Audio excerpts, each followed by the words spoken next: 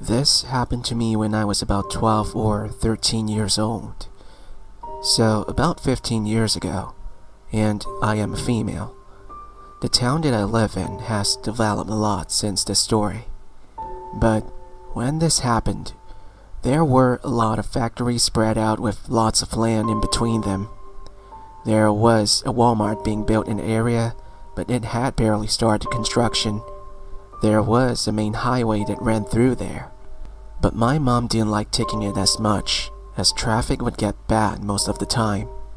The side streets we would take were desolated and not much light. There was also little to no cars taking these streets.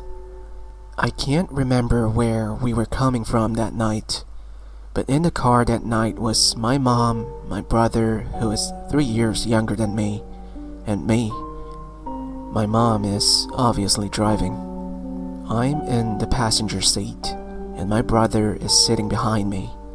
My mom is the sweetest person ever, but is very adamant that she will never stop to help somebody on the side of the road or pick somebody up, especially when her kids were in the car. She does, however, make sure she calls the police so that they can help. It was around 9 p.m. and we're going home when my mom and I spot someone on the side of the road by the passenger side with their hood up. Nothing out of the ordinary, as my mom slows down a little since it is dark outside and doesn't want to harm anybody that might be fixing their car. As soon as we are close to the car, this guy steps out from around the hood of the car towards the street and is waving us down. I don't remember much of a description because I wasn't paying too much attention, plus I could barely see the man. But I do remember feeling bad we weren't at least going to stop to see what he needed. The man at this point is in the middle of the road waving his hands, but as we come up on the car, we don't see anybody else in the car. So my mom swerves around him and tells my brother to find her phone in her purse that was in the floor between the front and back seats. I look at my mom as she looks in her rear view mirror, and her face goes white, and her eyes get wide. My mom slams her foot on the accelerator. This is highly unusual for my mom, as she is really good at going the speed limit. At this point, I know something is wrong. My mom's voice goes high and in a panic voice is asking my brother where is her phone. I'm yelling at her, what is going on? All this chaos is freaking my brother out, and him being so little is crying and can't find the phone. My mom keeps her eyes on the road, but keeps glancing up continuously at her rear view mirror, and finally answers, he's following us. I'm not exactly sure what she is talking about, but know that this isn't a good situation. My mom is speeding towards the highway, and thank goodness there is no traffic.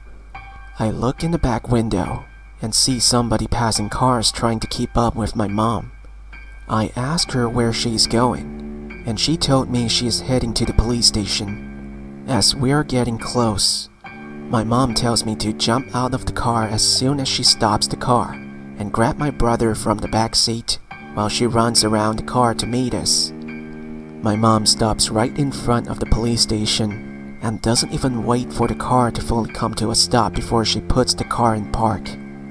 I open my car door as fast as I can and grab my brother, who has quickly opened his door. I take off in a full sprint with my brother in one hand and my mom on the other hand. Once we finally talk to a police officer is when I finally understand the full extent of what happened.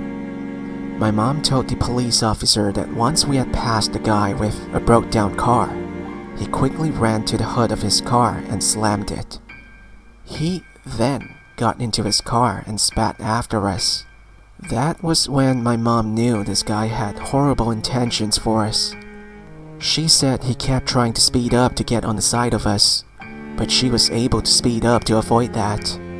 Once my mom turned toward the police station, she said the guy had stopped following her, but still wanted to get to the police station in case he changed his mind. She gave the best description of the guy and his car. But because everything happened so fast, she didn't get a license plate number. I'm pretty sure the police never found him. I'm also not sure what the guy had planned for us if we had actually stopped to help. But I know it was nothing good. To the guy that faked his car being broke down on an empty street, let's not ever meet again.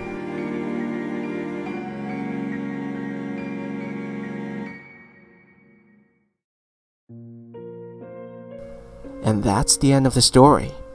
Wow, this is an interesting story, OP. I'm glad that you and your family make it out safe because we don't know what these guys are capable of. The scariest thing in this scenario is that there are some kind-hearted people out there that will stop and help, and we didn't want to imagine what would happen to them if they do. If all they want is some money in your wallet, that's not a problem because we can make it back. But if they demanded something else, that's a different story. Although they are the minority among us normal people, there are a few of them that are sick to a dangerous level.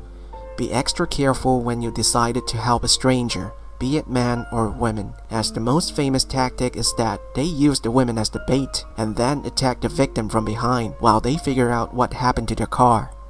That's scary, especially if the guy hasn't been caught, as OP stated. Okay, so this story is posted by user babycake818. Link to the story is in the description. If you like the story, do go and show them some support by giving them the upvote. And to OP and everyone who's listening, stay safe and good night.